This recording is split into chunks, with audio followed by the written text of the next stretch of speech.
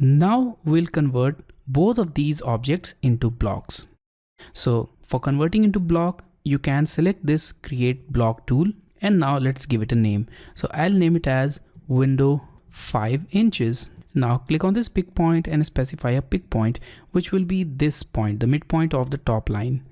Now select objects and select all of these objects and press enter. Also here I'll make sure that this delete radio button is checked because I don't want this attribute to be at this place. I want it to be removed, and I'll keep all these values at their default: annotative unchecked, scale uniformly unchecked, and allow exploding checked. Now click on OK. And we don't have that geometry anymore, but we have its copy here in this insert. So we have it added. Let's repeat the process for this second geometry as well. So I'll go to this create block, give it a name. So let's name it as window 10 inches. Now click on pick points and click on this pick point. Now select objects, select all of these objects, and now click on OK. So we have both of these blocks added here, the dim and dim one, or the 5 inches and 10 inches block. Now we'll insert both the windows in this drawing, and we have two different wall thicknesses. The first one here, the interior walls are of 5 inches and the exterior are of 10 inches. Now in order to add the windows, I'll go to this insert and I'll select the 5 inches block. Now here we have this block. Let's insert it at this point. And as soon as you insert that block, you'll notice this edit attributes window. So that's the difference between a normal block and a block which has attributes. And here we have the prompt, enter window size and the default values, which we can change. So now we need to enter the size of this window, which will enter as the width by length. So let's enter 5 inches by 4 feet. So that's the dimension of this window. Click on OK. And we have that value here. Now let's repeat the process for another window here. So I'll click on this insert, select the 5 inches window, and this time I'll select this point, and now once again change its value. So I'll type 5 inches by 3 feet and click on OK.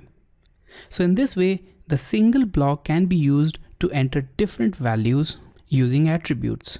Similarly, you can insert the second block also. So I'll select this 10 inches window and I'll insert it somewhere over here.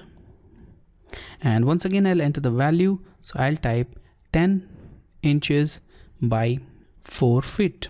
And now click on OK.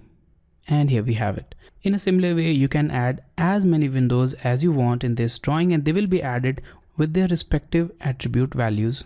Now in this case, if you don't want the attributes to be visible in the drawing, you can simply hide their visibility using this block panel. So expand the block panel, and here on the expanded block panel, you'll see the attribute visibility options. So here we have an option of hiding the attributes. So select hide all attributes, and all of the attributes will be hidden. They are still present in the drawing, and you can bring them back simply by going to the respective option. So you can select this retain attribute display and they'll be brought back to the drawing.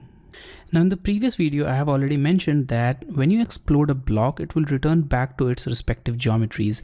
Now if you explode a block containing attribute, it will explode, but it will return back to its original tag values. For example, here we have this window. Let's explode it. And to explode it, I'll select X as the command, press enter. Now select the object and press enter again. And now here the attribute value changed and it's now showing the default tag value, which was dim. And that was the original condition of the block before we converted it into a simple block. Now we have this attribute and also these simple geometries. But if you want to retain the attribute information even after exploding the blocks, then you can use burst express tool or the burst command.